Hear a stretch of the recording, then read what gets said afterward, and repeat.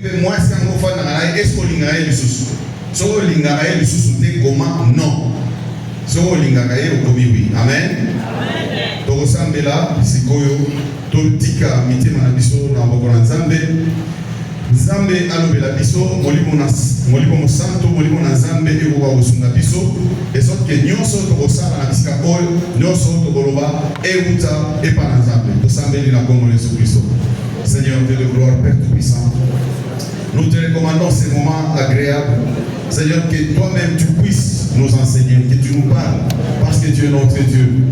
Tu agis et que tu te manifestes afin que tout ce que nous dirons puisse provenir de toi. Oui, Père éternel, manifeste-toi, agis au milieu de nous.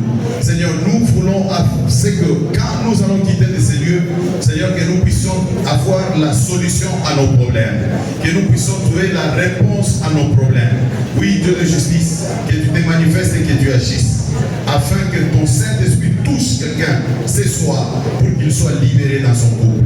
Sois loué, Père, au nom précieux de notre Seigneur Jésus-Christ. Amen. Voilà, Toko Lobela Makambo ya Libala. Libala ezali malamu mingi. Mais modèle oyo tozali ko vivre soit obike la yango ezali na mikakatano ebele. Nous avons commencé avec un léger retard de 30 minutes parce qu'il fallait attendre les autres.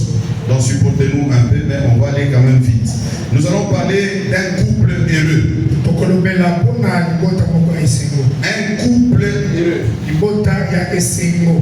Un couple heureux, c'est un couple qui marche avec Dieu.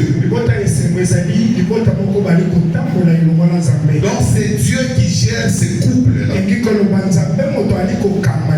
Pourquoi c'est Dieu qui doit gérer ce couple? Parce que c'est Dieu qui a instauré les mariages. Parce que c'est lui qui a instauré les mariages. C'est lui qui connaît bien les mariages. Et c'est lui qui peut gérer et diriger votre mariage. Si Dieu ne dirige pas votre mariage, il est difficile à ce que vous soyez dans un couple heureux. Voilà pourquoi nous disons un couple heureux, c'est un couple qui marche dans la crainte de Dieu. Et l'homme et la femme. Et les enfants aussi. Et si quand nous parlons du couple, nous parlons beaucoup plus de l'homme et de la femme. Bien-aimés, nous allons faire la comparaison du mariage avec une voiture.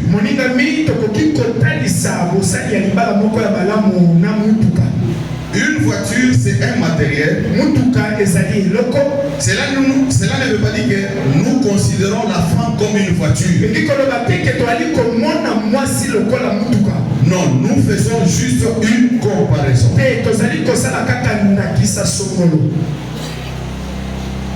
Bien-aimé, il y a même dans ce monde d'autres personnes qui disent que la voiture est une deuxième femme. C'est-à-dire que quand quelqu'un a la voiture, il est même prêt à sacrifier sa famille pour réparer son véhicule. Les véhicules demandent $100 pour la réparation. Mais il y a des gens qui sont prêts à sacrifier, à ne pas donner de l'argent à la maison, mais ils préfèrent réparer son véhicule.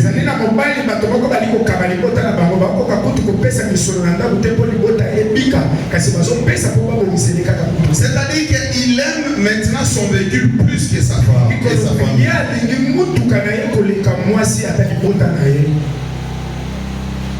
Pour acheter une voiture, il faut avoir un but. Je dis bien que nous comparons la voiture avec les mariages. Pour acheter une voiture, il faut avoir un but. C'est-à-dire que pour se marier aussi, il faut avoir un but. Tu te maries pourquoi? Il y a des gens, ils vont acheter une voiture, mais ils ne savent pas pourquoi ils achètent une voiture. Et des fois, il achète une voiture parce que les autres en ont. Mais il ne sait même pas là où il peut garer son véhicule. Il achète peut-être le véhicule pour que les gens puissent le voir. Alors, les mariages, c'est la même chose aussi. Toi, tu te maries pourquoi? Il y a des gens qui se marient, mais ils ne savent pas pourquoi ils se marient.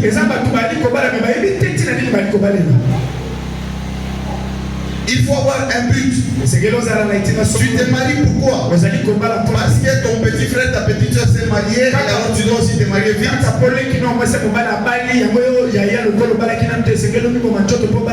que les gens dans les quartiers se marient, alors je dois aussi vite me marier.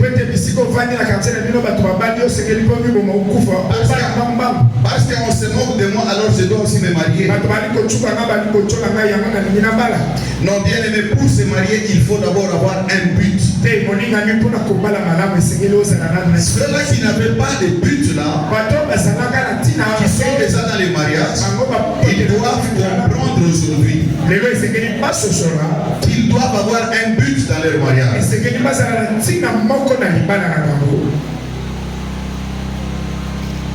Il ne faut pas se marier parce que les autres se marient.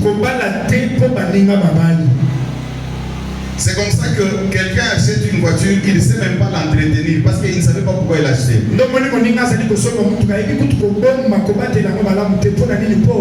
C'est comme ça que quelqu'un dans les mariages, il ne sait même pas entretenir son mariage parce qu'il ne savait pas pourquoi il s'est marié.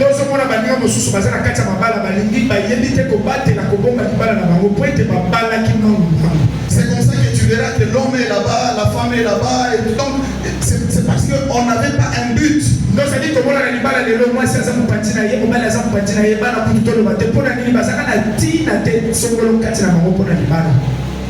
Bien aimé, si tu achètes une voiture dont les pièces de rechange ne se voient pas,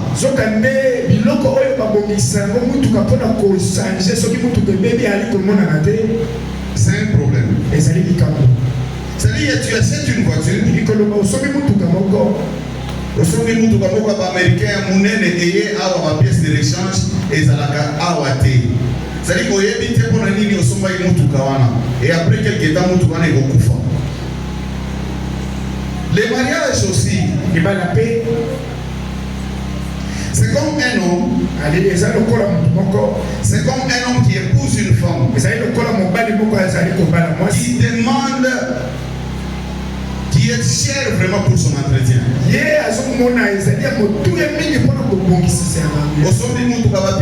Trop cher,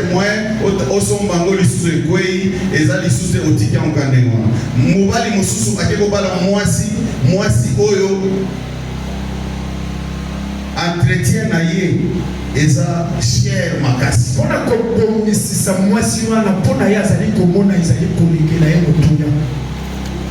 Alléluia. Amen. Toi tu touches $100, mais la femme là te dit il faut l'acheter les cabello. Moi si azali ko senga yo so ya $150 c'est combien la évité. Osombela iPhone, osombela Samsung, marque ya suka so ya combien la évité.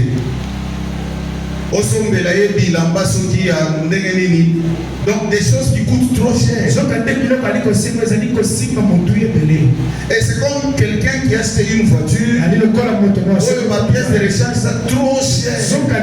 Et puis ça rare. Il y a des gens aussi qui se marient comme ça. C'est comme quelqu'un qui achète une voiture d'occasion. Une voiture d'occasion.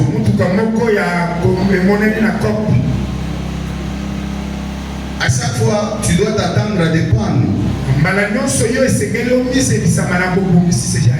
Du côté du mariage, c'est comme un homme ou une femme qui a épousé une femme qui a déjà l'expérience dans les mariages.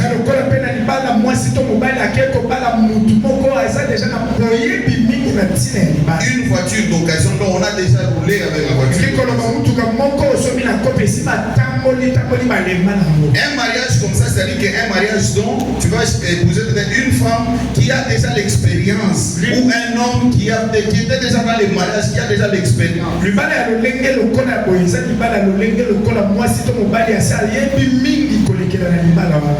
Nalobite que moi ça mon occasion on va obenga basi après prière wake oza mon occasion te nalobite moi na te. Je suis en train juste d'expliquer pour comprendre après. C'est comme quelqu'un qui achète aussi une ancienne voiture qui tombe en panne à tout moment. C'est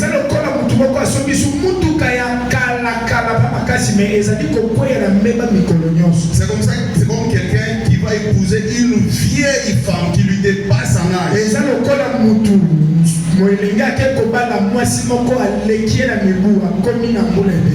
Tout comme une femme qui a épousé un vieux papa qui lui dépasse vraiment en âge.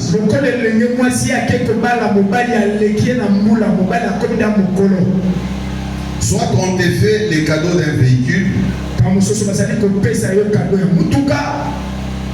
marque que toi tu n'as pas choisi, on te donne seulement, tu es obligé de prendre.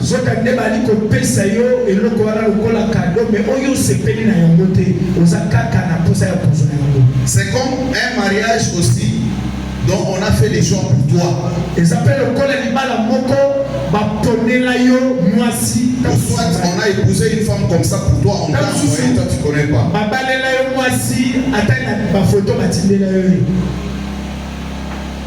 Voilà, nous venons de citer les formes de mariage qui existent au milieu de nous.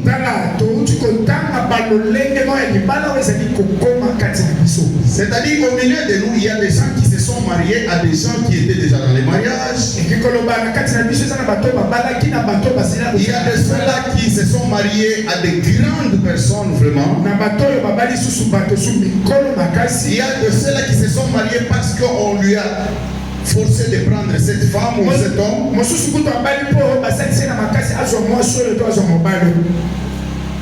Voilà pourquoi j'ai comparé ça à la voiture.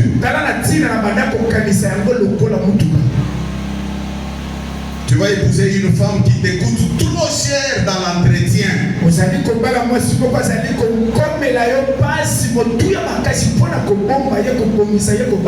Mais tu l'as déjà épousée. Maintenant, il y a des problèmes. Là où il y a des gens qui se sont mariés parce qu'ils étaient dans l'autre mariage.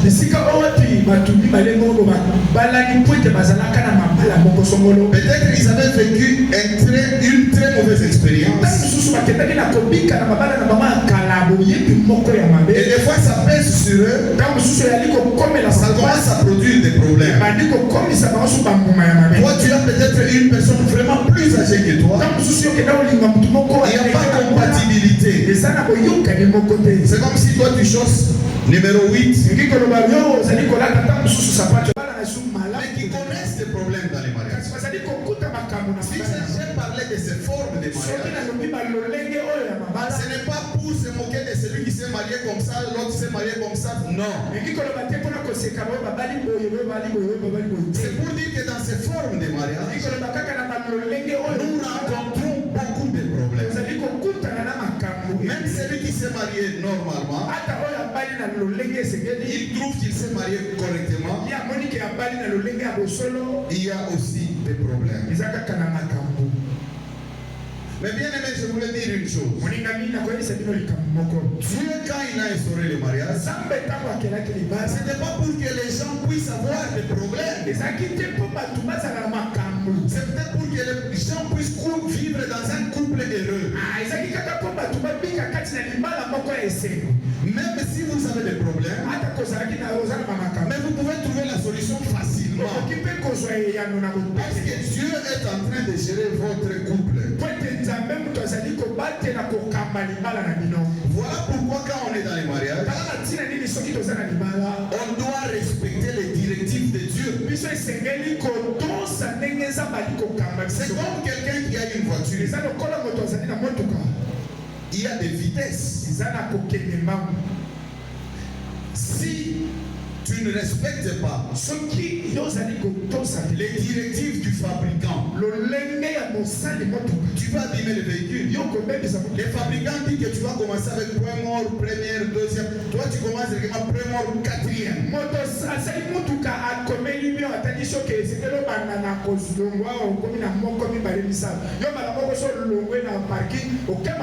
La voiture tombera en panne.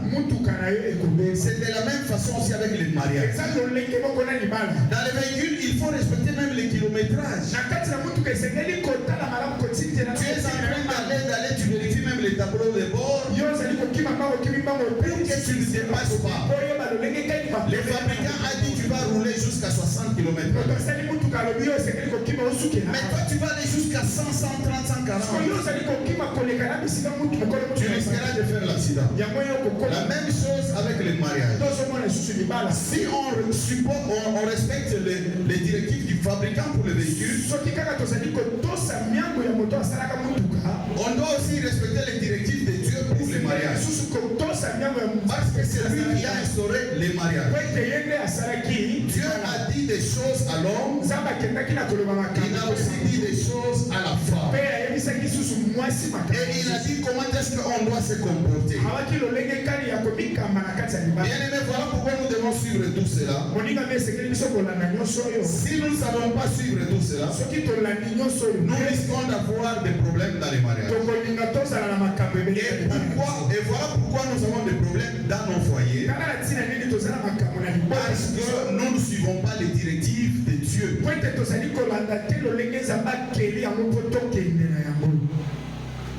Alléluia. Tu roules dans une voiture. Tu commences première vitesse, deuxième, troisième, ainsi de suite. C'est de la même façon aussi. Ici, quand tu roules, tu dois connaître les limites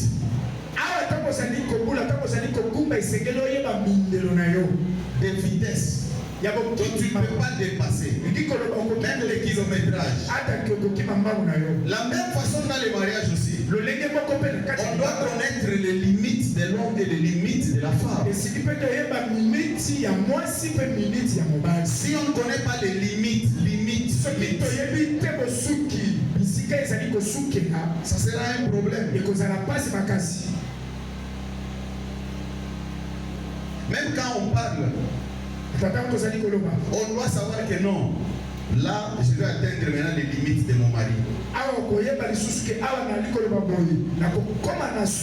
vais atteindre maintenant les limites de ma femme. Donc je dois contrôler. Je dois m'arrêter là. Parce que si je vais au-delà, je risquerai.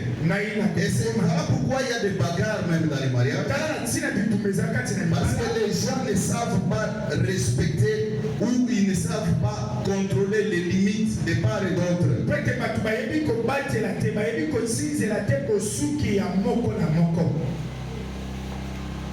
Même dans l'amour, il faut connaître les limites.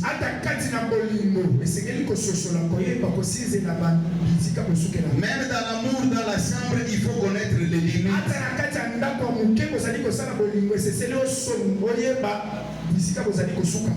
Mpunda nini oyo alembaka te. Moko boye aboya kapeko kende. Parce qu'alembi. Donc il faut connaître les limites. Il faut connaître les limites. Ozokende kolia, ozolia banzete, ozolia biloko nyonso wana, mais ozo contrôler tes limites. Est-ce que ozolia wana ozopesa utu mwasi na yo ndamu, ozolia na yo moko, okoma makasi. Donc il faut que au-delà, non, il faut connaître les limites. Parce qu'il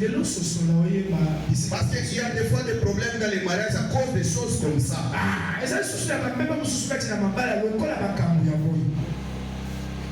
Connaître les limites. L'entretien. Tu fais l'entretien de ton véhicule pour que ce soit en bon état. Il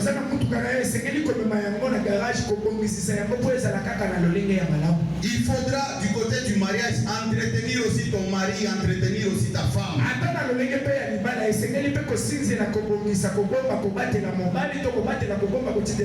Qu'est-ce que ton mari porte? Qu'est-ce que ton mari mange? Qu'est-ce qu'il faut faire pour embellir ta femme? L'entretien.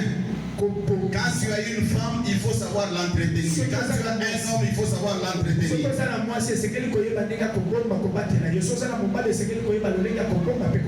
Quand tu as une voiture, tu dois savoir qu'il faut rouler sur une bonne route pour ne pas l'abîmer. C'est-à-dire que tu es en train de protéger ta voiture. Dans le mariage, tu dois aussi protéger ta femme. Tu dois savoir protéger ta femme ou ton mari. Toi, tu critiques ton mari ou ta femme en présence des gens. Tu ne sais même pas prendre sa défense. Même si tu dois partir avec elle, tu dois l'amener là où elle est à l'aise. Il ne faut pas l'amener dans un endroit où elle est mal à l'aise. Il faut la protéger. Quand tu as un véhicule, tu dois connaître le nombre de passagers ou le tonnage que doit prendre ton véhicule.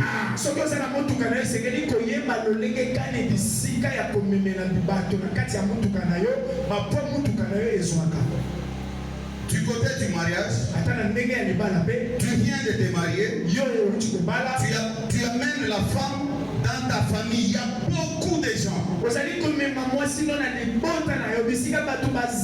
Soit tu remplis ta maison avec beaucoup de gens. Cela va peser beaucoup sur elle. Donc les années tu dépasser ton âge à Mutuka. Et la femme ne saura même pas vivre ses premiers moments du mariage. Cela ne veut pas dire qu'on ne peut pas rester avec les gens chez soi. Mais dans un début du mariage, il faudra savoir que pendant ce temps, la femme a besoin de venir aussi se mettre à côté de moi. Elle a besoin aussi que nous soyons seuls comme ça. Mais toi tu es dans une maison de chambre et salon. Tu as tes amis là, si c'est 5, tu les laisses là-bas, tu dis que non parce qu'on avait étudié avec eux, ils n'ont pas là où ils peuvent aller, ils doivent rester ici.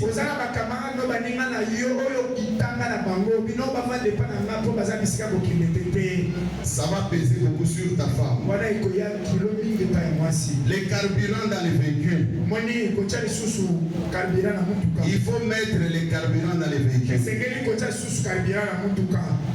De la même façon aussi avec la femme. Si tu ne mets pas le carburant dans le véhicule, le carburant ne va pas rouler. Et le véhicule ne va pas rouler. Et même avec la femme. Il faut la nourrir. Parce que quand tu mets le carburant dans le véhicule, c'est comme si tu es en train de nourrir le véhicule. La femme aussi c'est la même chose. Il faut la nourrir. Obimi otikeli mwasi 1000 francs. Na moya lelo otikeli 1000 francs. Aosa na moni. Il faut nourrir la femme.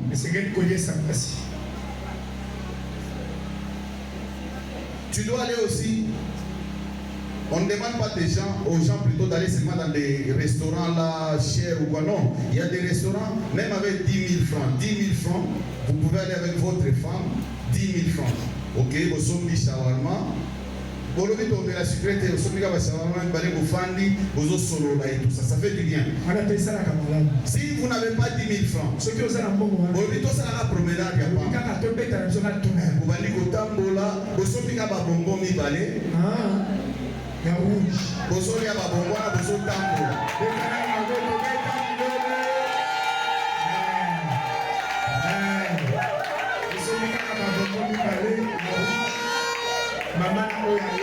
Donc il faut mettre les carburants dans les véhicules. Parce que si vous avez carburant dans on risque aussi la panne sèche. On risque aussi la panne sèche. On dit panne sèche à moi si ndenge ça. Moi ça la panne sèche. Pas de sexe à Moutouka Batindika, Bozotindika. Pas de sexe à Moisi. Donc, carburant est santé. À Motam Bolandé.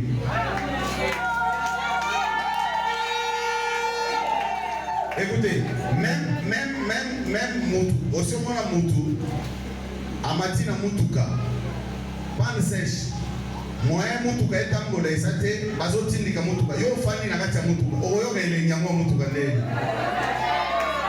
Est-ce que quelqu'un a compris? Est-ce que quelqu'un a compris? Motomoka Sosoli, au Fanny Kamoutuka, Bazotini Kayo, Oyo Kate et les Nyamo Moutouka. La panne sèche de la femme, ezalaka mopulu makasi. Mopulu makasi. Donc il faut éviter panne sèche à moisi. Il faut nourrir la femme. Il faut l'entretenir. Parce que tu commenceras à la pousser, à la forcer des choses et ça va provoquer des problèmes dans les ménages. Quand ta voiture tombe en panne, c'est mieux d'aller acheter les pièces de rechange d'origine. Ou bien tu vas voir les fabricants. Parce que ton véhicule a des problèmes. Si ton mariage aussi a des problèmes, il faut aller voir les fabricants. Donc il faut rentrer auprès de Dieu. Il y a des gens qui ont des problèmes dans leur ménage, mais ils oublient que c'est Dieu qui a instauré les mariages. Il faut se plaindre auprès des gens. Des fois, aux hommes, ça va tout le monde. Mais quelqu'un qui s'ensemble, nous mariage, il y a aussi des gens demeurent avec les problèmes dans leur mariage parce qu'ils oublient que c'est Dieu qui avait instauré les mariages. Le mariage a été la première institution que le diable avait tentée. C'est-à-dire que le diable continuera toujours à combattre les mariages. Le diable vient pour diviser, pour séparer. Dieu a uni les gens. Et il dit même que personne ne puisse pas les séparer. Mais le diable, il vient pour séparer les gens. Bien aimé, tu ne peux pas être heureux dans un couple heureux si tu as une femme malheureuse.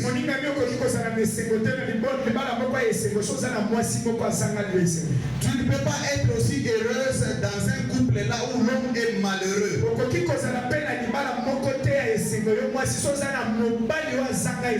Tu ne peux pas être heureux ou heureuse avec un homme ou une femme qui te trompe tous les jours, qui ne te pardonne même pas, qui n'a pas confiance en toi. Quelqu'un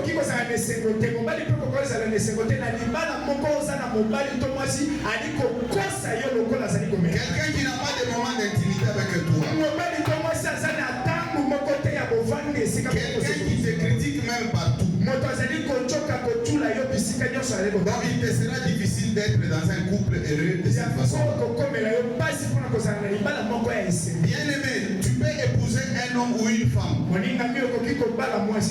Tu l'as épousé à cause de la beauté. La beauté. Tu l'as épousé à cause de l'intérêt quelconque. Parce qu'il a de l'argent, parce qu'elle a de l'argent. Mais quand tu entres dans les mariages, il y a des fois tu vas comprendre que les mariages ce n'est pas la beauté.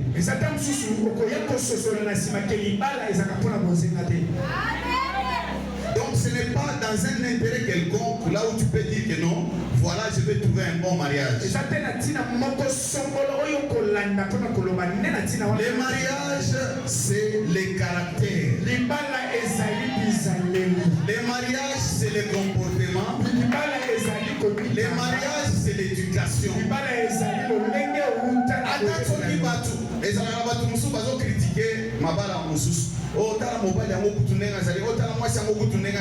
Mais vous allez voir que ces gens sont très heureux parce que moi c'est un caractère malam. Mobile c'est un caractère malam. ata soki baza na mbongo te, ata soki baza kitoko ndenge bozo kanisa wana te, mais ils sont heureux. L'essentiel dans les couples, c'est pas la beauté. L'essentiel dans les couples, c'est d'être heureux. On est heureux dans les caractères, dans les comportements.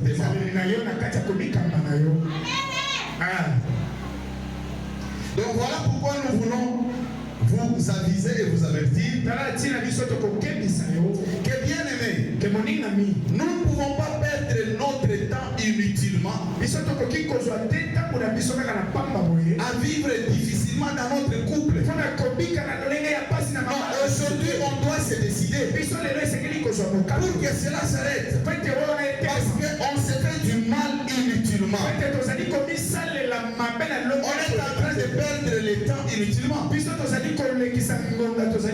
temps peut-être on ne va pas le récupérer.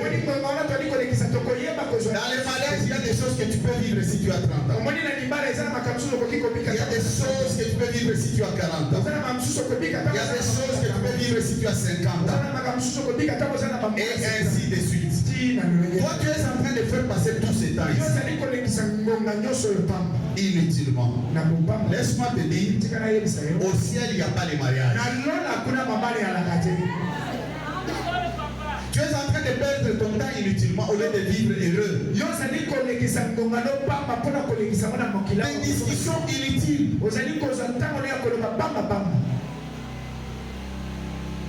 Les mariages, on doit les vivre ici sur la terre. Et un mariage heureux. Parce que Dieu, quand il a créé le mariage, c'était pas pour que, que les gens ne soient pas heureux. Non, c'était pour que les gens soient heureux. Donc voilà pourquoi nous devons faire très attention pour ne pas accepter de vivre des moments difficiles que nous créons nous-mêmes.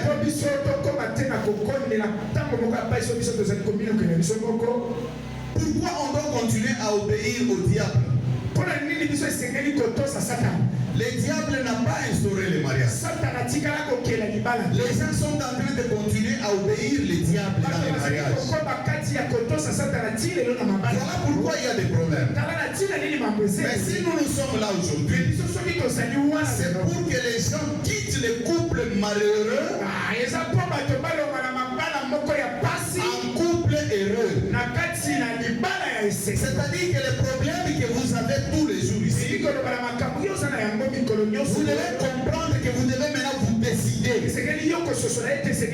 pour que désormais ça ne continue plus. Vous êtes en train de vous faire souffrir inutilement. Bien aimé, dans les couples, il y a les droits et les devoirs. Les directives que Dieu a données, les commandements que Dieu a donnés. Bien aimé, dans les mariages, il y a les droits et les devoirs. L'homme a les droits, il a aussi les devoirs. La femme a les droits, elle a aussi les devoirs. Si dans un mariage, tu ne fais pas ton devoir,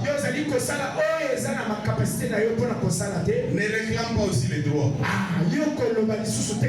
Parce que c'est l'égoïsme. C'est l'égoïsme. Toi, tu ne fais pas ton devoir, mais tu réclames tes droits. Non, c'est l'égoïsme. Et vous ne pouvez pas vivre heureux dans un couple comme ça. L'homme doit faire son devoir pour réclamer ses droits. La femme doit faire aussi son devoir pour réclamer son droit. Dieu demande à la femme la soumission et à l'homme l'amour avec sacrifice.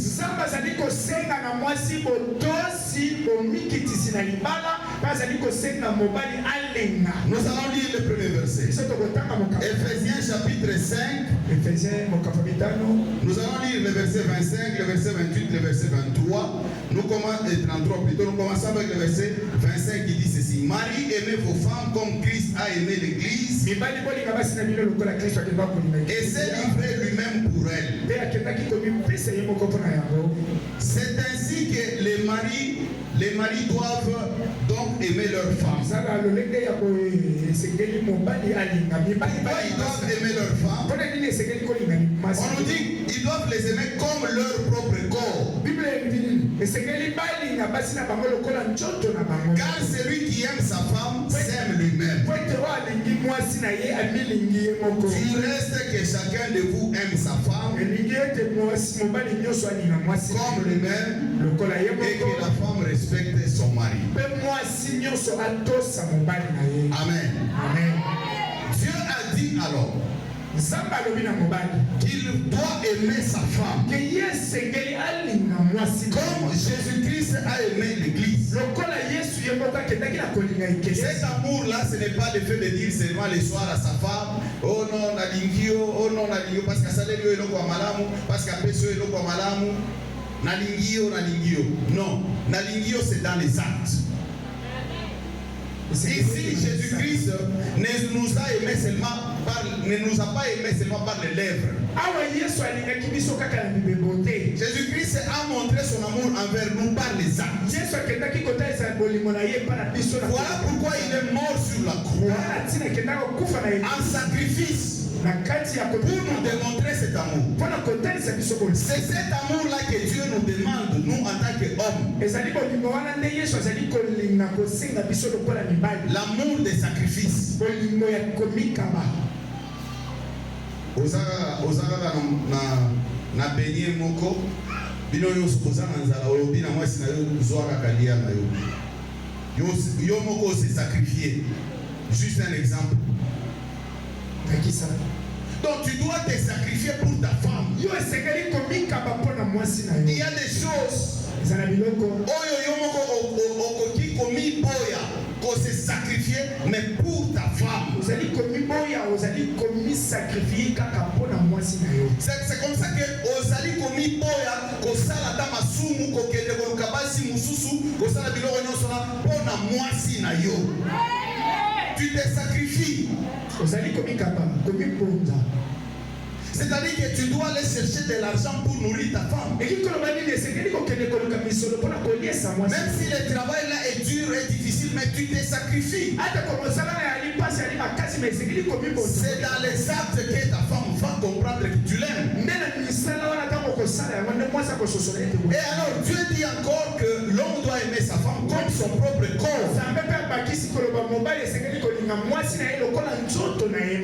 Alors yo tango ozali kokende kozwa mwasi mosusu libanda, eske olingi mwasi na yo lokola nzoto na yo moko? Eske nzoto na yo moko okoki kozwa gilet ozomizokisa?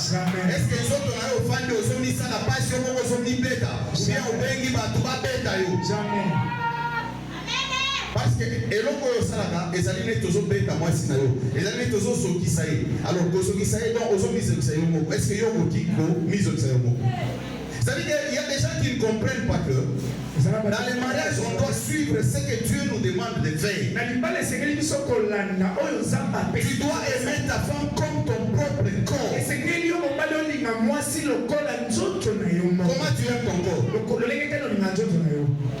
Des fois, on l'a dit bien, aujourd'hui, bien, moi, si nayo, azolia, on dit 2000 francs, ok, dans le restaurant, on a aujourd'hui, $30, alors, voilà pourquoi j'ai commencé par plutôt comparer la voiture avec le mariage. Ça dit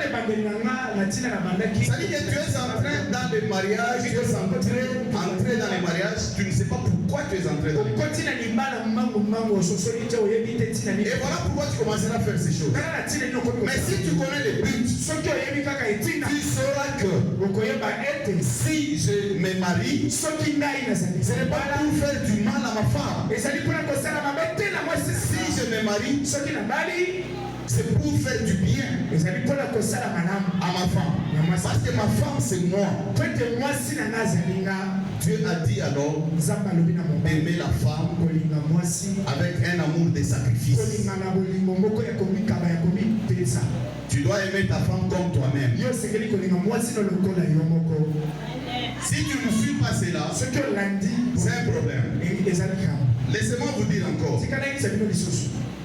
Si l'homme doit aimer sa femme comme Jésus-Christ a aimé l'église. Non, ce n'est pas parce que sa femme lui demande. Non.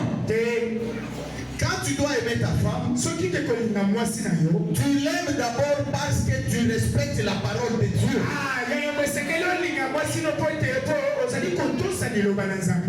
Tu vas voir un homme, il rappelle à sa femme. Dieu a demandé à ce que tu sois soumis. Mais lui, il oublie que Dieu lui a demandé d'aimer sa femme comme Jésus-Christ a aimé l'église. Si aujourd'hui nous aimons nos femmes comme Jésus-Christ a aimé l'église, c'est parce que c'est d'abord Dieu qui nous a demandé ça. C'est-à-dire quoi?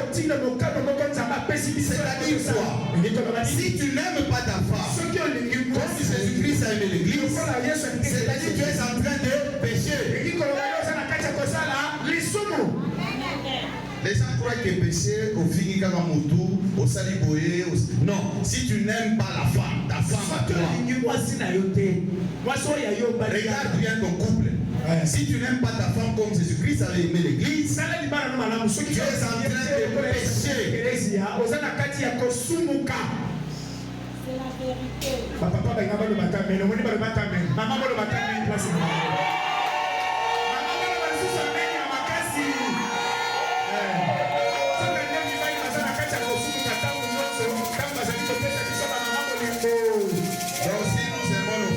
C'est parce que d'abord Dieu nous a demandé de faire ça. Si nous refusons de le faire, c'est-à-dire que nous désobéissons à Dieu, nous commettons le péché.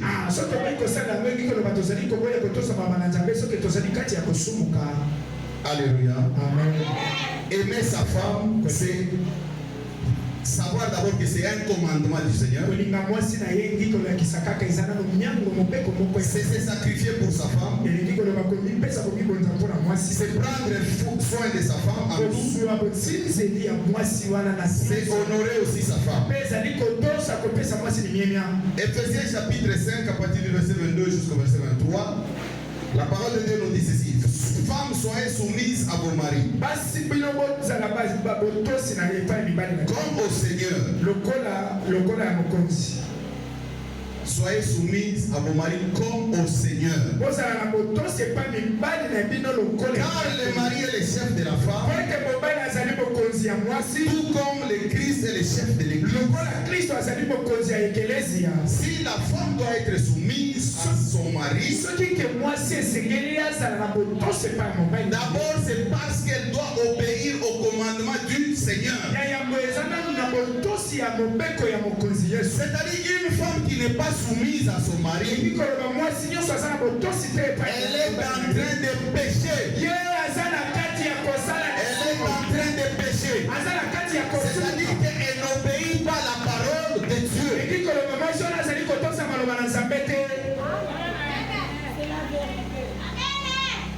Ici on nous dit soyez soumise comme au Seigneur. Mais tu es là tous les jours, tout ça. Mais toi tu as d'abord un problème. Quelqu'un qui est dans les péchés, Dieu va l'exaucer comment?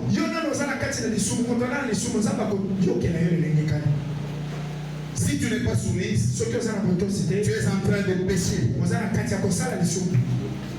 Si l'homme n'aime pas aussi sa femme comme Jésus-Christ, ce n'est pas un amour simple comme ça. Parce que balambeli au madeso, au lieu au sepeli, au lingama madeso, au lobby non je t'aime. Voilà, c'est verbal. Ce n'est pas mauvais de le dire, mais c'est verbal. Nous voulons les actes. Et les actions. Parce que Jésus-Christ lui-même l'a démontré sur la croix. La soumission, c'est un commandement du Seigneur.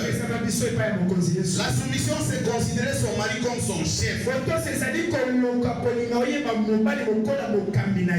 Bien aimé, Tu vas voir une femme, elle respecte son chef au boulot plus que son mari. Ça n'a pas de sens. Dieu a dit que ton mari c'est ton chef. Mais il faut aller au boulot, voir quand les chefs passent même au couloir. Bonjour chef. Bonjour papa. Même quand tu entres dans le bureau, avec beaucoup de respect. Mais Dieu te dit que ton mari c'est ton chef. Ton mari c'est ton chef. Mais il y a des gens, il y a des femmes, tellement qu'elles nous obéissent trop les chefs du boulot plus que les chefs. Je n'ai pas dit qu'il ne faut pas obéir les chefs au boulot. Mais on obéit les chefs au boulot plus que son mari.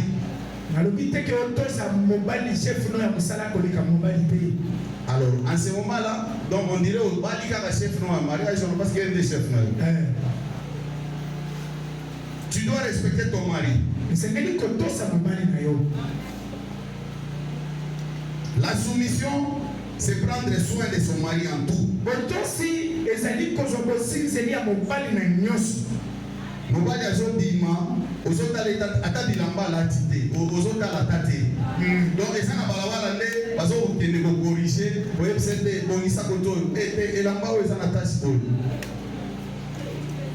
La soumission c'est honorer aussi son mari. Bien aimé, la soumission de la femme attire l'amour de l'homme. Toi tu te plains pour rien. Tu te plains pour rien.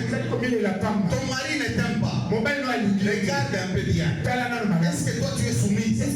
Parce que moi je sais que la soumission de la femme attire l'amour de son mari. Attention, mobali yango aza motu makasi ya bimaka ndenge nini tout ça. Soka moni mobali pe aza motu moko ya fanda kazo raisonner. Pourquoi mibali bazonga pe na sima? Baza bato ba raisonner. C'est-à-dire que fanda ya raisonner makamu tout au nazo sala malgré tout ce que j'ai fait. Mais la femme là, elle est toujours soumise, elle me respecte. Nazo zonga ça. Donc, tu vois que avec ça, tu peux même tirer son amour. Donc la soumission de la femme peut attirer son amour.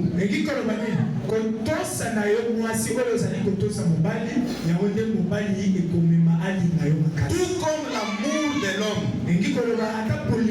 Tout comme l'amour de l'homme. Il y a des hommes qui se plaignent comme ça.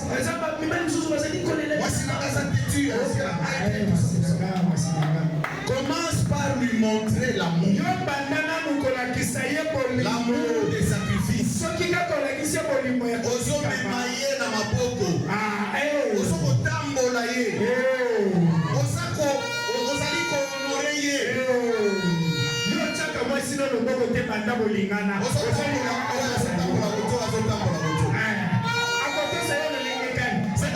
Si tu démontres cet amour avec la femme,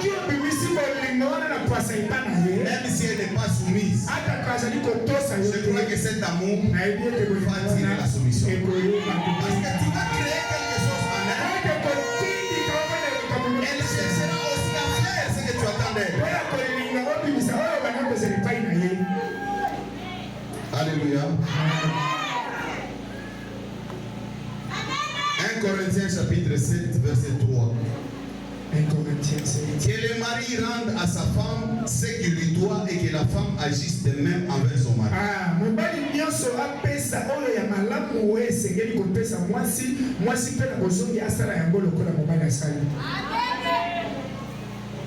J'ai dit que dans les mariages, il y a les droits et les devoirs.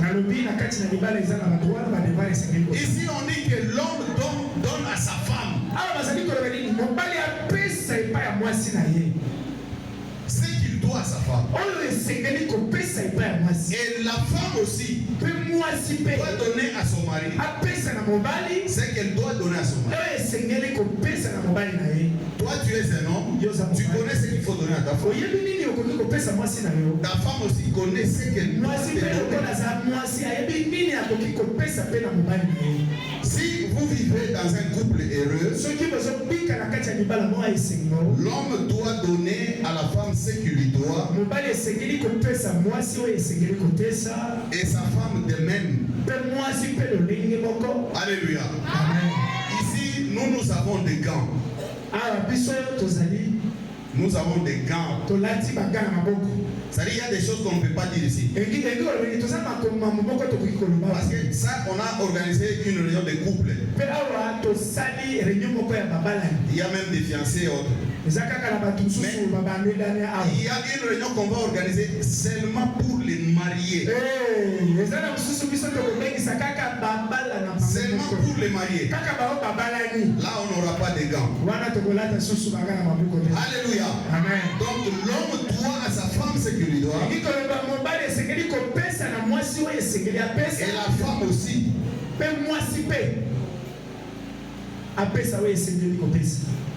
Il y a des gens qui sont dans les mariages sans pour autant vivre les mariages. Tu es dans les mariages mais tu ne vis pas les mariages. C'est-à-dire que vous êtes dans une maison mais vous êtes séparés. Soit l'homme est toujours attaché à ses parents ou soit la femme. L'homme n'a jamais quitté son père et sa mère. Ni la femme aussi. À chaque moment, je vais chez nous. À chaque moment, je vais chez nous. Donc, c'est-à-dire tu ne sais même pas pourquoi tu t'es marié. Si tu sais pourquoi tu t'es marié, Dieu te dit d'abord que l'homme doit quitter son père et sa mère et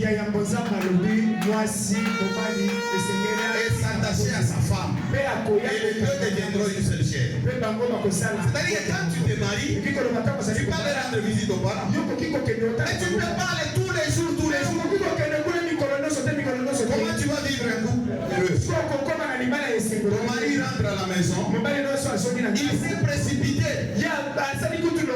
Assume même na transport ya ndambu parce que azana posa na yo amona yo ayena ndako mama na bino sawa o no de pas que na tongo na ngaba o tata mwasi o tagisoki na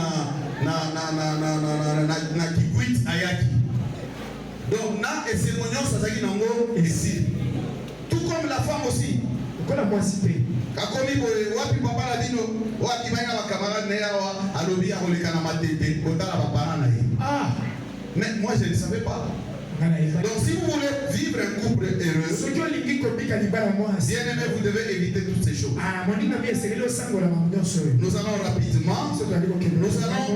Nous allons citer rapidement des choses qui font à ce que vous ne puissiez pas vivre un couple heureux.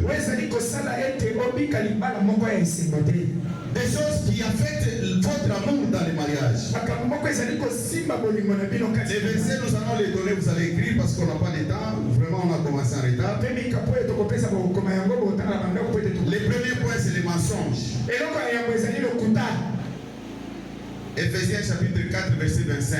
Renoncez aux mensonges. Si dans votre couple il y a les mensonges, il vous sera difficile de vivre un couple heureux. Vous devez vous dire la vérité. Deuxième point, la gestion financière sombre.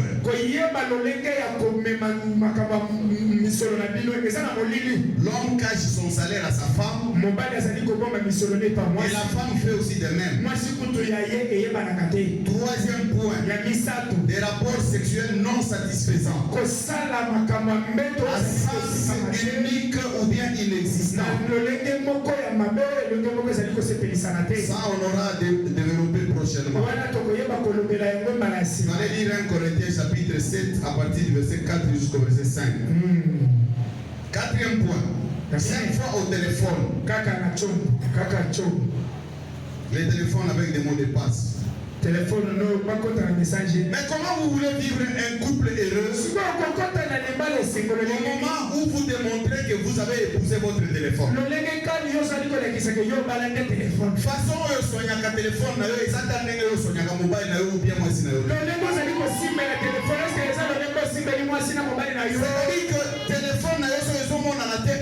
à l'aise. Mais des fois, mobile na yo soka somo na te ou moi si somo na te bon tu t'en fous agoya na ye. Mais téléphone na yo et pour ngaka quelques minutes. Fallait au bala téléphone. Comment vous voulez vivre un couple heureux? Moi si ça na téléphone na kondo. Mobile pas na téléphone na kondo. Et puis avec l'informatique, on vous met dans des programmes où ils allaient susciter des programmes sous. Ils allaient ça continue la vie pour que les buts, ils allaient consommer des méga et c'est comme ça, c'est le commerce. Mais bino ozanga na kati. Les moments il y a dialogue au bout qu'on fait d'abord solo là et ça te. Donc yo so sur un téléphone là yo, au bali téléphone. Et puis bah mot de passe à ta 4 dans le téléphone. Tu n'as pas dans le répertoire du téléphone, mot de passe. Ok, un message, mot de passe. Oh, il y a un téléphone à mot de passe. Un conseil que je donne, ce n'est pas une obligation, ce n'est pas un commandement, mais un conseil que je donne. Si vous avez un téléphone, les lots, vous avez un vérifier. Si le téléphone est un mot de passe, le mot de passe. Est-ce que papa me regarde mon amour? Papa te connaît mon amour de passe les lots. Et ça conseil. Si tu veux vivre un couple heureux, on se plaint de ça, tu n'as pas de problème. Mais on se bat avec des problèmes, et ça dit, oh, il y a Mike, Sangani, il y a des problèmes. Bandana, nous, Colombo, la mort de passe, na téléphone, na you. Soki, na douche, aux sokola. Babengi, on a téléphone. Dis à ta femme, maman, il n'y a pas dans le téléphone. Écoute, il y a un téléphone, les autres, on a dit la douche.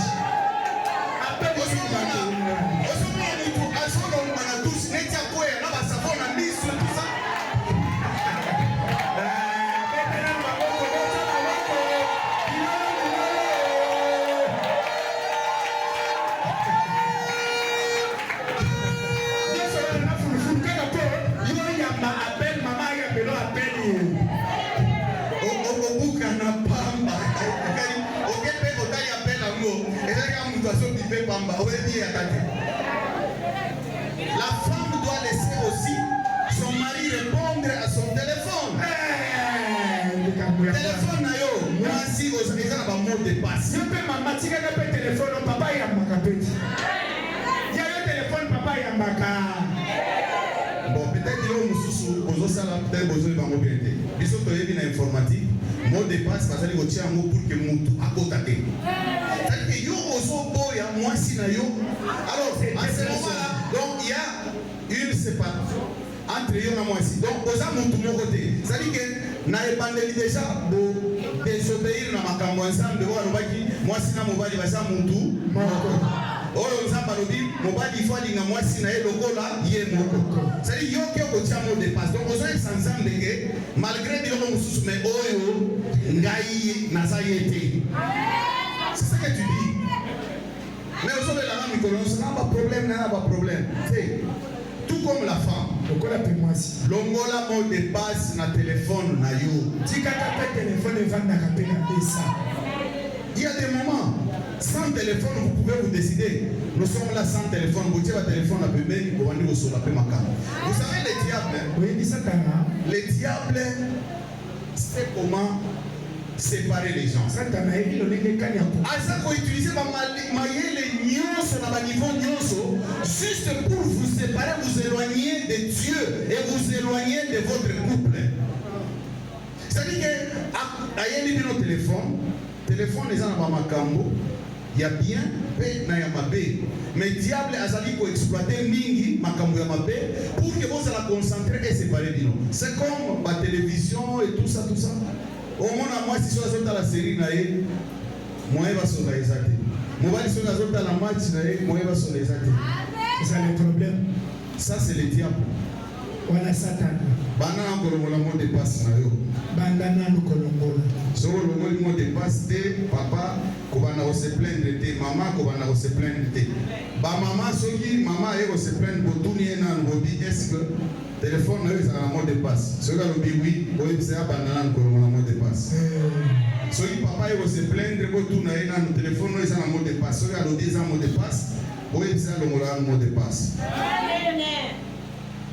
Cinquième point, laisse ton couple, ici il y a des gens qui laissent que leur couple soit géré et dirigé par les membres de leur famille. Tu auras un problème dans ton couple parce que ici nous citons les problèmes qui font que les couples ne soient pas heureux. Si tu laisses ton couple être géré par ta famille, papa na yo, maman na yo, ou soit bandeko na yo, tu ne vas pas vivre un couple heureux. Ou bien il y a moi si, c'est la belle famille et tout ça qui gère et tout ça. Mobali azawa na fandi, bakoya, bakopese, baordre, akosala. Tu ne vas pas vivre un couple heureux. Tu dois gérer ton couple. S'il y a des conseils que tu peux demander aux parents, tu peux demander à tes frères. Oui, ce sont des conseils. Mais il y a d'autres choses que tu ne peux pas prendre. Parce que les parents mususu soit bandeko mususu bakopesa yo conseil à mabe. Alléluia. Amen. Donc ne laisse pas ton couple être géré par d'autres personnes. Ni par tes amis. Manque du pardon. S'il n'y a pas de pardon dans votre couple, il sera difficile de vivre un couple heureux. Manque de prière, manque de fidélité, manque d'estime et de reconnaissance. À chaque fois, vous avez toujours la colère dans votre couple. Mauvais caractère ou des mauvaises habitudes, l'égoïsme, vivre l'indépendance. Yo osana libala ozobi mananda ko mobali na yo a éviter. Moi si na yo a éviter. Donc osana nka indépendant. Ça tu ne comprends pas pourquoi tu es dans les mariages. Voilà pourquoi on a commencé au début. Quand tu entres dans les mariages, tu dois savoir pourquoi tu entres dans les mariages. Si tu es dans les mariages, tu n'es plus indépendant. Tu n'es plus indépendant. Quand tu dois faire des choses, vous devez les faire ensemble. Vous parlez ensemble. Ok, on moninga na oboyo kuti mwasi na yotuni wapi Jean akewa abimane kande mwana na ibo anangati. C'est pas normal ça. Ça ce n'est pas normal. C'est-à-dire que si l'homme se déplace, sa femme doit connaître là où il est parti. Supposons il y a un problème, on va chercher. Tout comme la femme aussi. Donc vous ne pouvez pas vivre en indépendance. Difficulté de communiquer. Vous ne pouvez pas vivre un couple heureux. Bien aimé, les enfants peuvent aussi détruire l'harmonie dans les couples. Si vous n'êtes pas préparé. Voilà pourquoi quand on va se rencontrer avec juste les parents, on va parler de ça afin que vous soyez préparés. Alléluia. Amen. Alléluia. Amen. Le papa a besoin de rester avec sa femme. Quelqu'un me comprend? Et l'enfant est en train de déranger pendant ce temps-là. Papa Bettina Moana. Maman Siliki pour la nuit Betty. Problème est bandi. Donc, les enfants sont une bénédiction pour nous. Mais on doit faire de sorte que les enfants ne puissent pas faire que nous ne puissions pas vivre un couple heureux. Ah, parce que c'est quelque chose que ça la main sur tout le monde là-bas, n'a pas comme ça biso, t'es pas comme ça biso dans les balles, la biso ils ont pas hésité. Papa moko se plaignant à l'obi depuis moi c'est à Balaki, depuis moi c'est à Botaki. Moi c'est son qui paie kaka mwana na ye. C'est tout ce qu'on a fait. Et surtout seulement la zana le bébé. Et ça devient déjà un problème. Donc voilà pourquoi vous devez être préparés afin que les enfants ne soient pas un obstacle pour votre couple.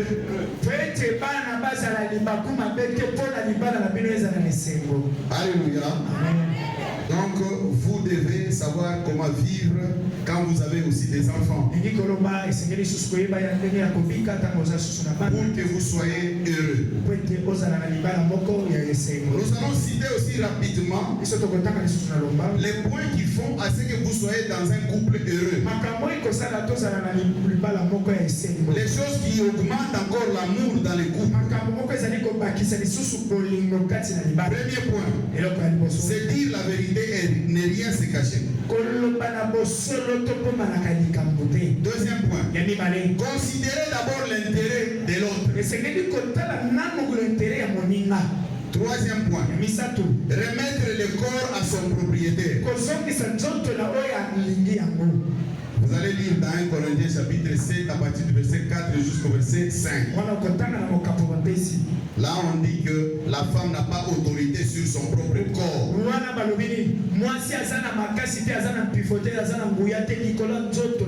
Son corps c'est pour les maris. Et la femme, l'homme aussi. Son corps c'est pour la femme. Elle n'a pas autorité sur son corps. Non, il faut remettre le corps à son propriétaire. À partir de ce soir, si vous ne faites pas ça, remettez le corps à son propriétaire.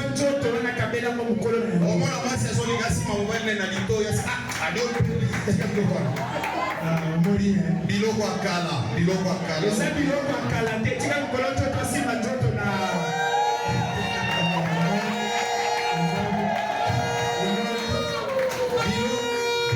Kala ezalaka te ezakoluka tika mokolo ozo basina asala na yango ya luko sala na yango tika mokolo ozo basimba litoyi na ye omoni aye afandi kaka awa afandi kaka na lokolo moko kaka te na mpende otindiki ye alingia bukana tutali na mesa mokolo nzoto na ye mutu afandeli mupende na ye moto.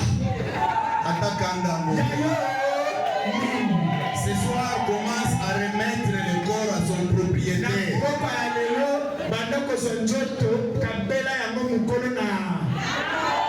Misu songisa yango epa ya mokolo nango. Solo songisa yango epa mokolo nango. Monoko songisa yango epa mokolo nango. Matoi songisa yango epa mokolo nango. Matoko songisa yango epa mokolo nango.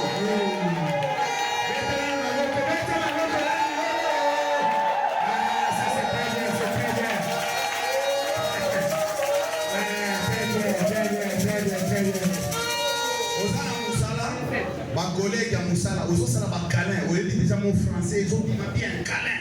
Aux autres, ça va câlin. Na ma collègue à Moussala, ni bali moi c'est pas câlin. Mais moi si na yo, ayebi ata câlin te. Donc, mukolo zoto, ayebi câlin te. Mais câlin, aux autres qui ne repèrent ça mon mutu musus. C'est-à-dire qu'on doit comprendre que na katia libala. Ce que tu es là, ezalinde mwasi na yo. Vous êtes une seule chair. Amen. Tika bakale osala na libanda wana. Banda osala bakale na kati ya ndako na yo. Bakale mpe ezalaka na âge te. Oh, tika na bilo bakala. Bakala te.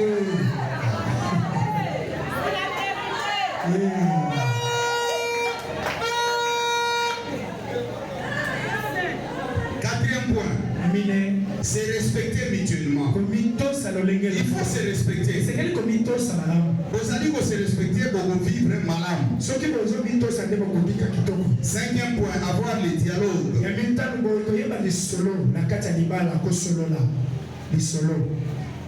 Je vais vous aider encore. Napoko ananelo.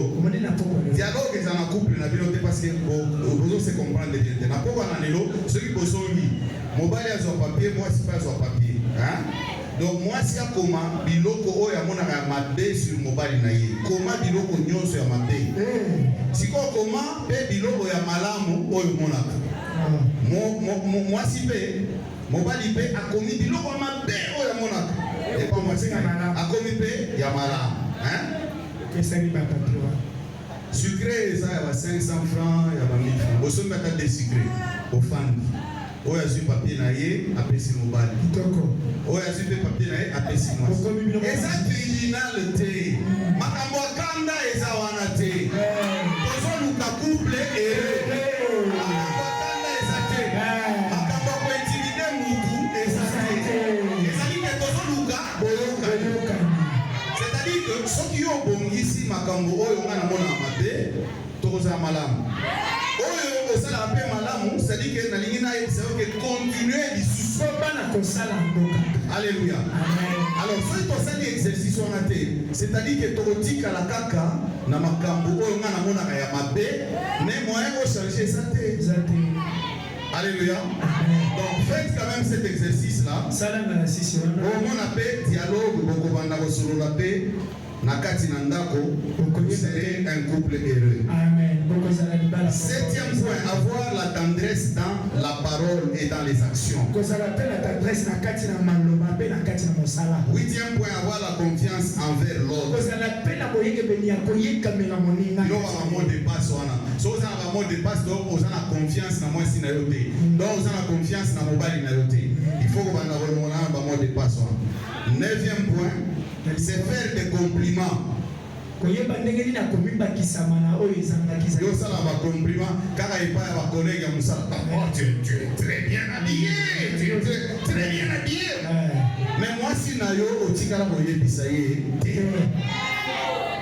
Moi c'est pas sur les gars. Oh tu donnes tu es très bien habillé. Mon chef félicitations tu es bien habillé. Mais chef mais mobile na yo ozali boye bisaye te. Donc il faut se faire des compliments.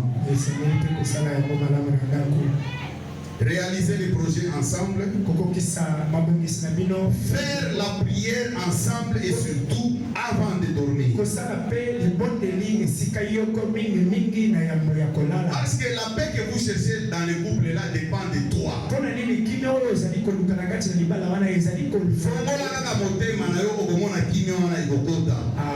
Donc c'est toi qui es la barrière. Une réponse douce calme la fureur.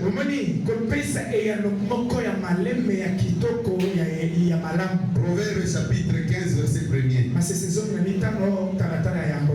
Donc nous devons faire un effort bien aimé. Parce que nous devons vivre le couple heureux. Ici sur la terre. Papa, maman. Ici bataille de l'élo bobanda pour récupérer batan wana. S'il vous plaît. Amen. Récupération na ba prière. Biloko diable aibi. Récupération na récupérer. Mais l'élo banana nous ko récupérer pour plaider na yo. Amen. Biloko obungisa ki parce que vous avez que se créer ba problème, ko betana, ko mutu asokangela mutukana na ndako. Je ne sais pas comment les gens ne veulent même pas respecter Dieu. Dieu te dit que toi et ta femme vous êtes un. Mais séparation. Donc moi c'est là dans le salon pendant 4 mois. Mon père est là dans la chambre pendant 4 mois. Et puis vous êtes heureux. Vous êtes mais il faut que donc vous êtes très à l'aise. Mais écoutez, je vais vous dire une chose. Quand vous faites ça, vous ne respectez pas Dieu. Vous n'honorez pas Dieu. Parce que l'homme et la femme doivent être une seule chair. Vous devez faire le tout afin que vous soyez en unité. En unité, en tout. Mais si vous avez des problèmes comme ça, ne vous attendez pas à un couple heureux. C'est un problème. Nous devons faire un effort. À partir de ce soir, nous devons refuser certaines choses. Voilà pourquoi j'ai dit que la barrière c'est toi. Donc il y a des choses que toi-même tu dois libérer déjà ce soir. Commence à libérer déjà ces choses ce soir. Et commence à récupérer les bonnes choses. Et je crois qu'aujourd'hui, il y a des gens qui vont se pardonner. Il y a des gens qui vont se dire la vérité. Il y a des gens qui vont s'embrasser. Il y a des gens qui vont faire des choses qu'ils ne faisaient plus. Il y a des gens qui vont inviter Dieu chez leur couple. Bien aimé, c'est Dieu qui a instauré les mariages. Voilà pourquoi nous devons remettre notre couple à lui. Remettez les corps sur lui,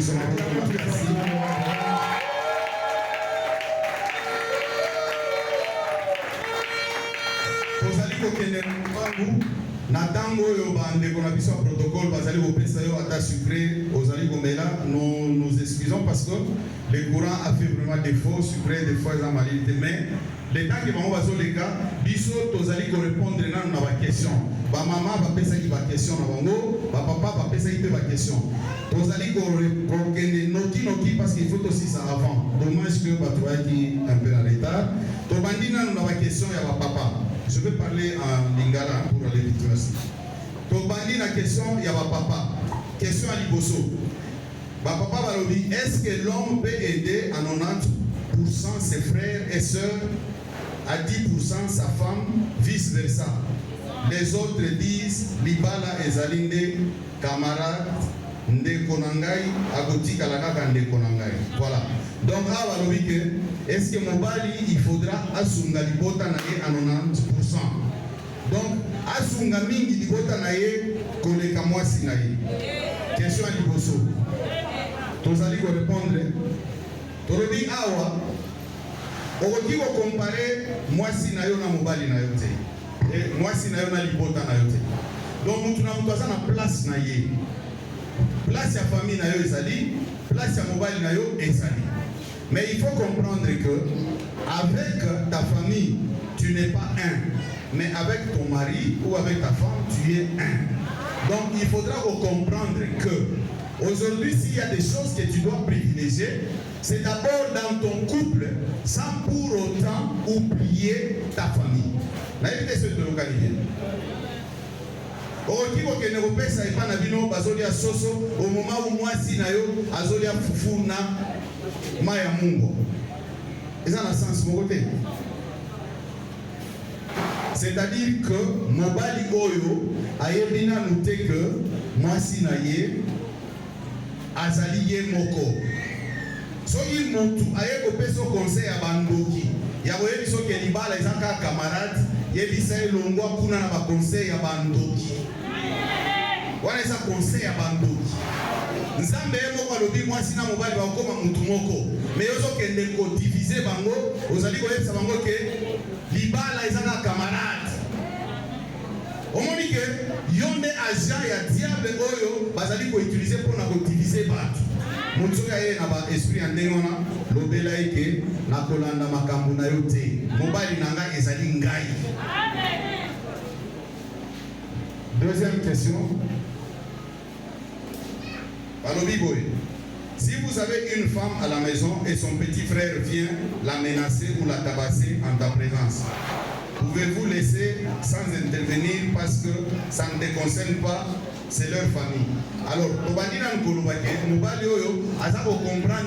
que moi si nae esaye. Donc, azo comprendre d'abord pourquoi abalaki. Quand tu te maries, il faudra soutenir Yé.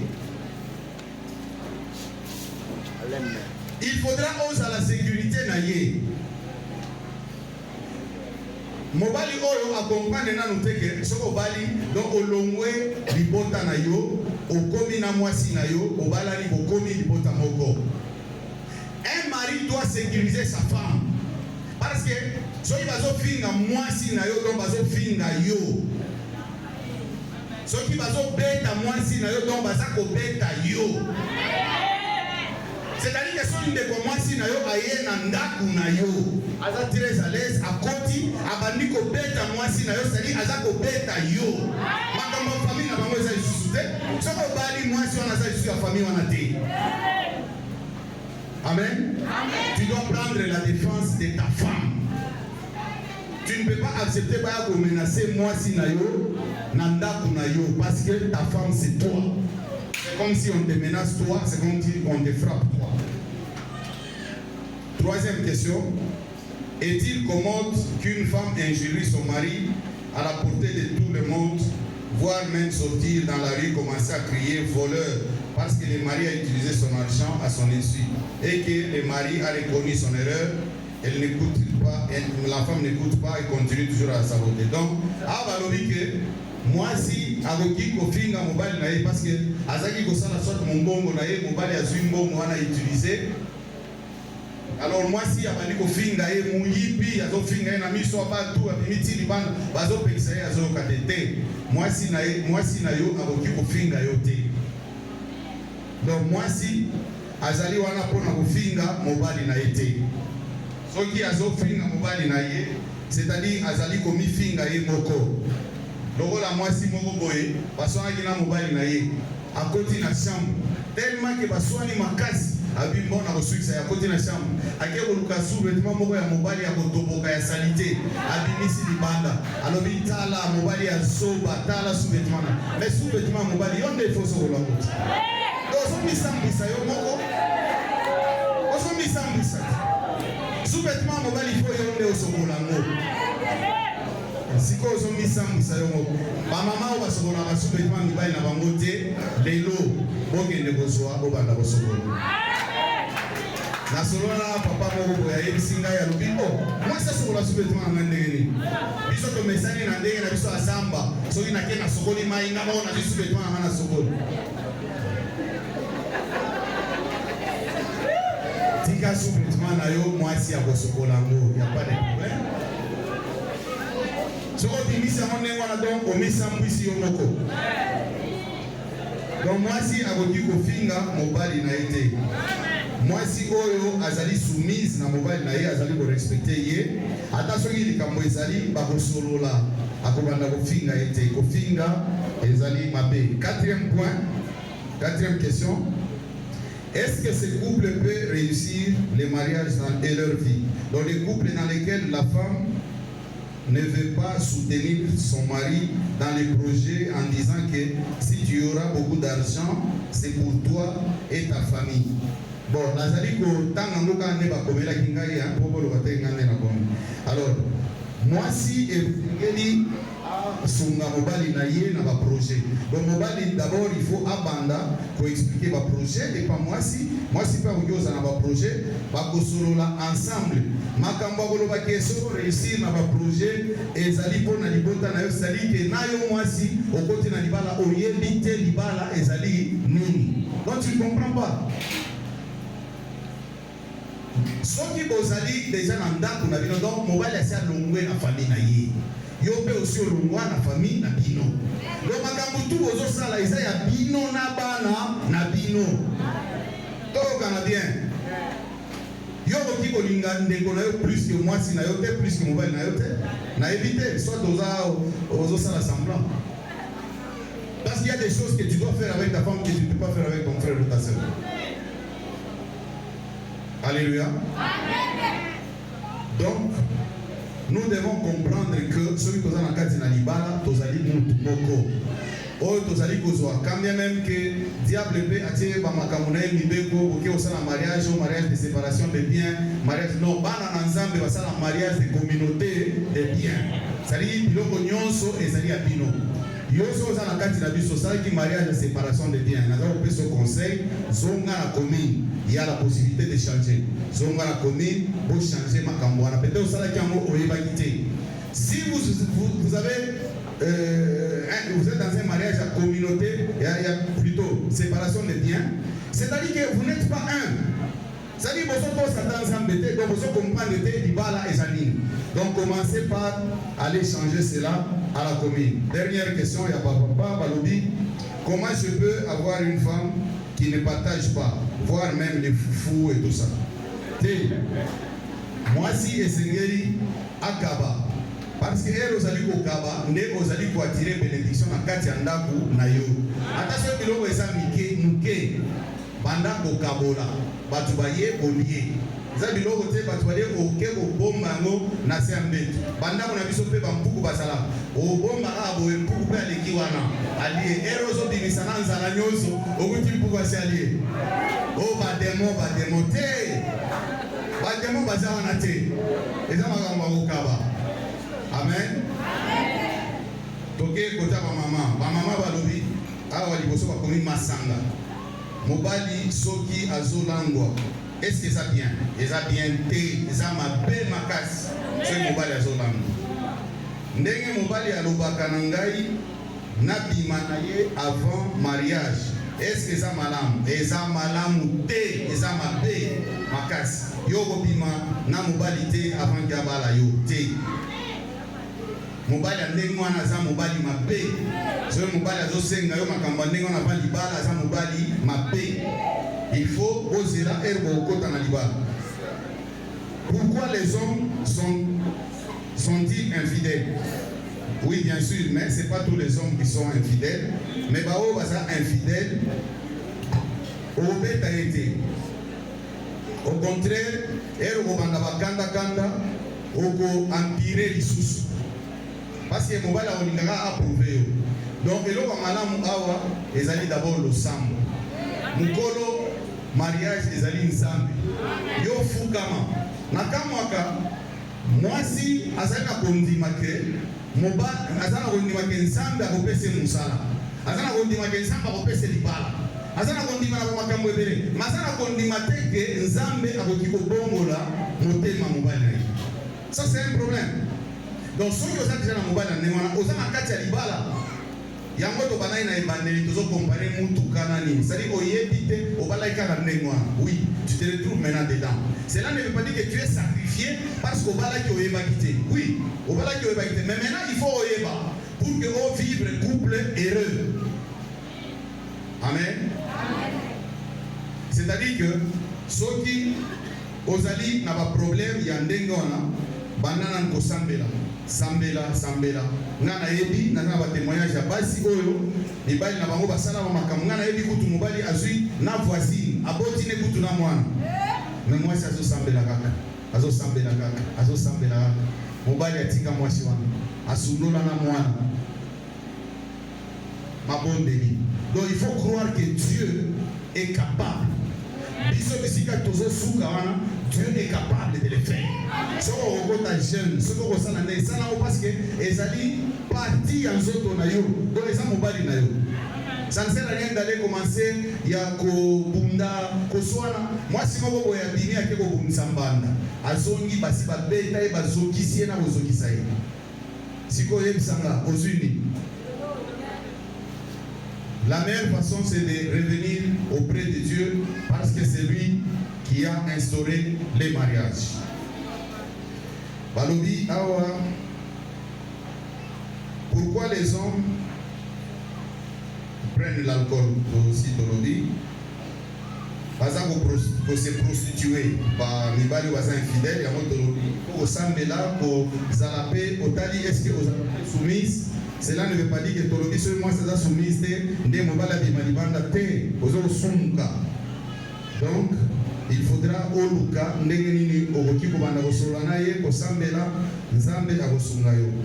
Awa komi impudicité masanga tosi Tolobi. J'aime pas que mon homme me trompe, me frappe, qui prend l'alcool, ça non.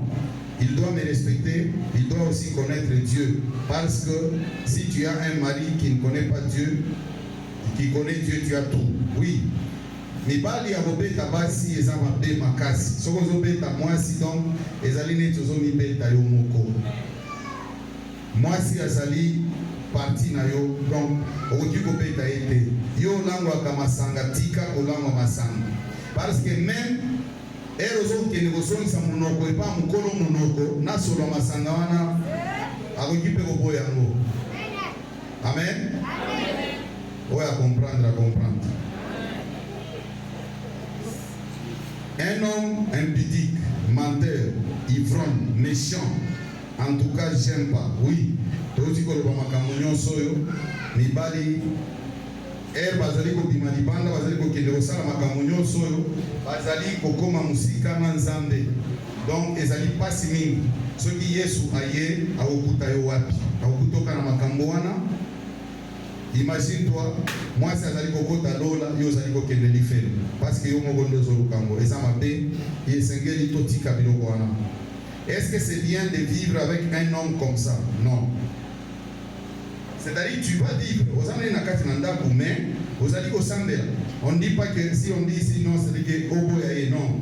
Aussi au balaki parce que eza biloko msuzo vivre eza ba conséquences ya ndenge oyebaki façon okota na libala te mais ba conséquence wana ekoki ko demeurer éternellement te parce que Nzambe azali wana akoki ko réparer pe ko bongisa yango. Donc so za mobali azali na makambo oyo koboya ete yo kobakaka na losambo. Pourquoi les hommes ne soutiennent pas leurs femmes quand elles sont malades?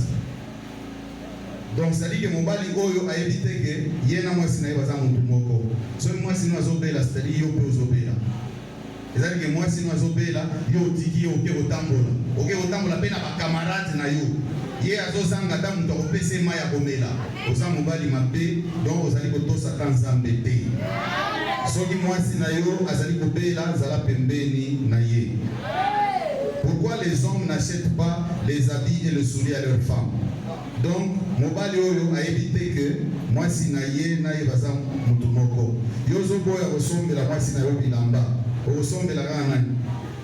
Ozomi sombela ka yo moko eza mabe. Banda osombela moi si na yo bilamba. Yango tolobaki ozana mutuka ezali kosenga carburant. Ce carburant eza te mutuka kotambola te. Yo ozana mwasi ozo tia carburant te. Ozo luka mwasi azana panne sèche etali yo. Donc sombela mwasi na yo bilamba selon makoki na yo tolobite ke okende koyiba. Pourquoi les hommes exposent leurs femmes dans leur famille? Yo mobali Nzambe d'abord ayebi sio ke aussi olongwa epa na bino mais chaque soir ozokende kaka ozokende kotonga mwasi na yo epa na bino pour que bandeko na yo na baboti na yo balinga mwasi wana ou bien bayi na ye. Parce que toi tu dois couvrir ta femme. C'est-à-dire que ok na libota na yo babandi kolobela mwasi na yo mwasi no azamba pe tala azala boye ayamba biso te obite botikaye na yebi na kosoma na ye botikaye. Toi tu dois couvrir ta femme tout comme ton mari. Elle ozongi sikona ndaku de na elle na bino ya dialogue bobandi kosolola. Omoni eloko oyo osalaki ezalaki mpenza bien te tala epesaki mabe na libota ebongi tosala boye. C'est comme ça. Mais ça dit que okomi na libota na bino aussi ofandi bébé kaka zongi kaka bébé asongi kaka bébé mama fandi wana posa ofandi le kaka na pembeni ya lokolo. Moi si naza mabe Etienne moi si naza mabe aza mabe makasi moi sona osomona ngana zoluka nene ya kopoya ye. Alors donc oyebite libala ngo ozali na kati wana pona nini? Tout comme mobali na yo okoki kobanda kokende kotonga ye na libota na yo te. Tozokende mbango etikali 3 questions 4 je crois. Mobali azotonga mwasi na ye otikoloba. Pourquoi les hommes n'aiment pas qu'on leur fasse des reproches? Alors reproche esengeli ezala mais il faut oyeba pe reproche yango ndenge nozosala. Nzambe alobi mobali aza chef na yo ata na mosala. Reproche, est-ce que chef no musala? So za na reproche a musala yo sala ende ni reproche. Osala chef no musala reproche ndenge. Okotika na bureau. Moi je n'aime pas des choses comme ça, hein. Tu peux pas envoyer quelqu'un chef no musala. Okolongwa musala. Okolongwa. Ça dit que Nzamba lobi na yo ke mobile na yo aza chef na yo. Donc Azana makambo mabe asali, mais ozana façon oyo okoki kosala reproche. Quand on est au Kyoto, on a bureau, excusez chef, est-ce que je peux vous parler un peu? Non, il n'y a pas de problème, tu peux te mettre à famille. Non, excusez chef, j'étais un peu blessé, trop blessé. Quand vous m'avez chassé, là où il y avait des gens et tout ça, ça m'a beaucoup. Ah non, bon, je m'excuse, il n'y a pas de problème, t'en fais pas. Quel n'est pas mon bail, mais on est wana. Azama makambo, asali ya mabe, kitisa mungongo. Kende, fanda na ye. Solo la ne malembe ezali te ke ozokende otelemi osoloba otie maboko na poche te eloko wana ekochangeaka jamais mwasi akokomaka chef ya mobali nde akozala kaka chef ya mwasi. Donc il faut que tosango kaka ndenge wana. Mais pourtant nzambe alobi na biso ke tozala bachef ya mibali. Mais nga mona neti bachef ya basi, mais nga mona neti basi nde bazala bachef na biso.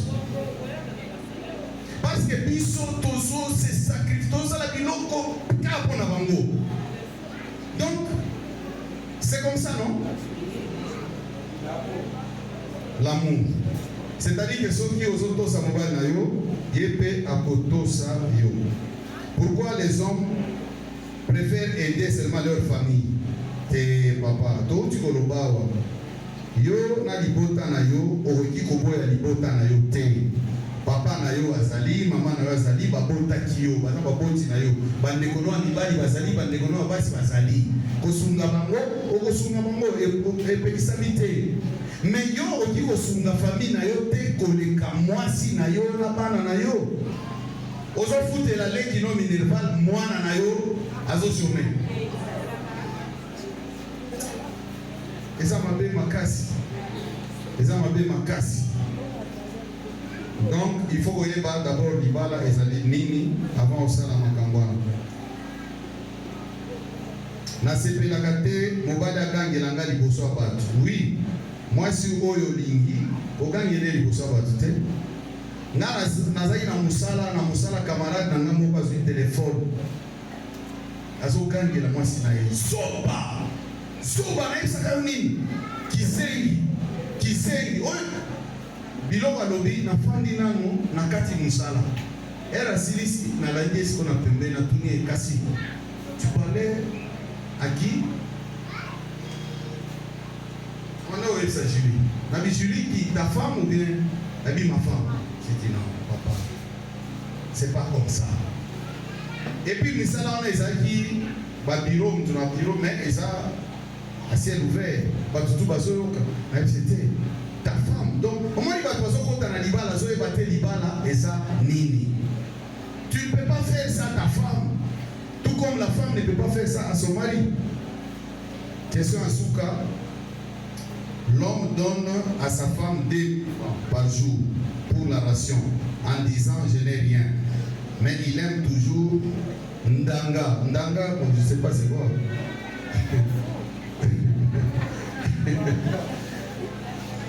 2000 francs. Au moins, mobali, elle m'a dit que je vais attaquer chaque jour. Mais ce que je dis chaque jour, parce que moi, si je suis yo, Zouagatan, il y a quoi accompagner moi si yo, na zambi. Ba promenade nous sommes à Kandengwana, yo promenade des alakate, zaka oye, batie, dakala na mesa olie, otie makolota la télévision, ozongi olali. Non. Il faut en promenade payer ça. Abini asoke ba osoke no c'est là olozola tala ça pas de mangomba olandie au moins les autres personnes ils se moko peut-être ça ina kanda moko boyeke na butu lelo okoyoka ye na kata na ye moko mais au moins il décanté déjà sur ce moko aye lelo azobi lo na kati ya motem OK au moins né azo somba Thompson comme au moins des fois yo moko ça na mbongo pe mso bakisi ça dit que oyebi que moi si elle a des ando elles ont dépensé bongo autant. C'est comme ça. Mais yo au tika la ta okende wenzete. Et puis qui célibataire na yo o bandaka okende wole pa na bino. O tika la jamais okende na wenzo somi biloko olambi pour que oye batalo ya biloko. Alléluia. Donc na moya lelo nga na évité na moya lelo na évité ce qui 2000 francs vraiment et au qui sont na évité ça comme belo c'est ça comme 1500 bon ba courant pesa la te moni a ba tozo de la sikra moto courant moto a eza groupe siko réseau pesate makala eza combien 1000 francs. Donc déjà si vous sommes là ça compte dans l'osso na makala pamba ça fait combien 2500. Siko yo tiki 2000 francs. Et puis au son n'a pas très à l'aise. Quoi tu veux on a?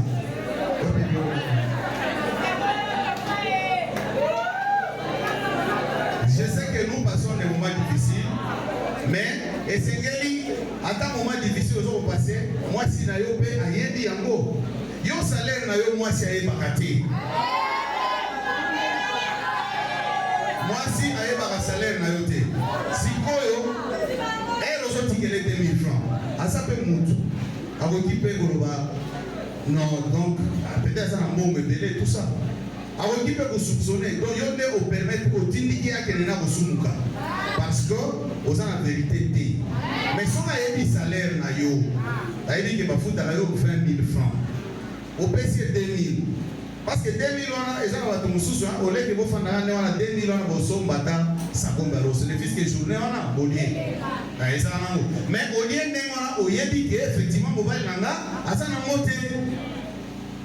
Mais pas que ozolia ndenge on a oyeba salaire ya mobile note. Yo otikala oyebisa moi sino salaire te. Na poko aso bozongi bandana noana. Yebisa salaire na yo. Yebisa salaire na yo. Où est le problème? Où est le problème? Et l'homme a mutuya bobomba na kate. Excusez-moi les lingala. Mais quand la salaire moi si pe ozo sala business na yo, salaire na yo yaka kola kisa. Oh, le salaire nangai ezala ya famille nanga bakomango wapi. Soki mobali nanga yebiso ke toyokani salaire nanga bazo futa yo ko pesa na famille na yo. Oui, d'accord. Parce que un couple heureux soki mobali azo sala, moi si azo sala, il faudra bosalisa mbongo na bino, bosali ba projet ensemble. Mbongo yo to banda ko bomba. Soit tu as salaire à mobile, tu as bomba, ou il y a moi si tu as peut-être nda. C'est comme ça que vous allez vivre un couple heureux. Mais si tu as encore ça moninga na yo, yépe mukolo mususu encore ça yo, ceux qui ont la distraction. Mobile momo boyazo sala, ala isa moi si ne salaire de musale ici. Moi si na bandi ko sala. Oh non, d'ailleurs azo la sama salaire na été. Question liboso yo banda ou la salaire. Bon, on va l'accepter. Alors, on va réclamer. C'est-à-dire qu'on s'en fout à ma campagne au sale. Donc, n'a pas qu'on a les lots. Bino aux Anabakawana, ceux aux Zongi n'a pas quoi. Bo, Koka, aux Zongana, ensemble. Mobali à la salaire. Moi, c'est le salaire. Mbongo bomba kiwana. Bola kisa. C'est vrai que Babomba, Mobali Moussousoko, la Iseka Mbongo, au Mouna soit la Kero son Bongo à laquelle. Oui. Eza ba makamusu to solo na ba réunion ba papa na réunion ba maman moi on est exactement eza awate mais je suis en train de dire au moins il faut qu'il y ait la vérité entre vous.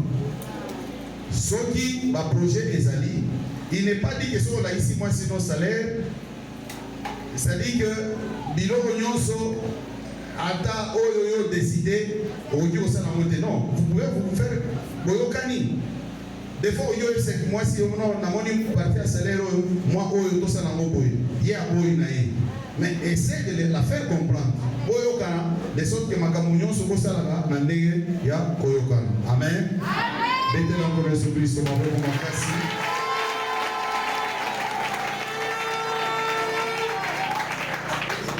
Il fallait aussi à 17h juste, mettre les 15 minutes, nous nous en excusons.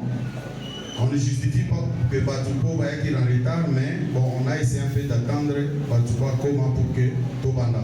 Et ça, il y a un papier Oyo, Pessi, Bandeko, pour que Boko Kako remplit.